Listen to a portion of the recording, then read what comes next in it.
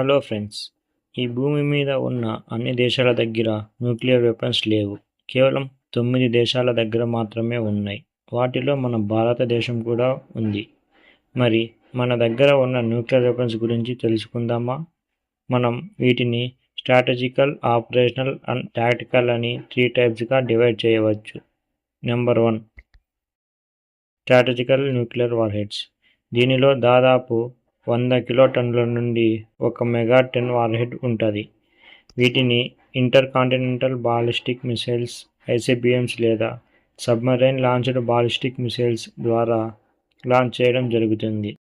దీని blast range మొత్తం 20 కిలోమీటర్లు ఉంటుంది. మొదటి 5 కిలోమీటర్లలో ఉన్న అన్ని ఆవిరైపోతాయి.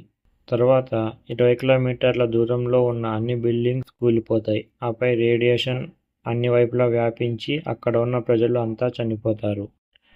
తెలుసా, 1945లో అమెరికా జపాన్లో ఉన్న హిరోషిమా అండ్ నాగసాకిపై ప్రయోగించిన లిటిల్ బాయ్ మరియు ఫ్యాట్మ్యాన్ అనే న్యూక్లియర్ వెపన్స్ 2 స్ట్రాటజికల్ వార్హెడ్స్. అందుకే వాటి వల్ల అంత డిస్ట్రక్షన్ జరిగింది. Number 2, operational nuclear warheads. దీని యొక్క వార్హెడ్స్ బరువు దాదాపు 15 నుండి 100 కిలోటన్నులు ఉంటుంది. వీటిని medium and intermediate range ballistic missiles లేదా క్రూజ్ మిసైల్స్ ద్వారా లాంచ్ చేస్తారు. దీని యొక్క డిస్ట్రక్టివ్ రేంజ్ మొత్తంగా 3 కిలోమీటర్ల వరకు అంతా ఆవిరైపోతాయి. తర్వాత 7 కిలోమీటర్ల దూరంలో ఉన్న బిల్డింగ్స్ అన్నీ నాశనం అయిపోతాయి. తర్వాత రేడియేషన్ అంతా స్ప్రెడ్ అవుతుంది.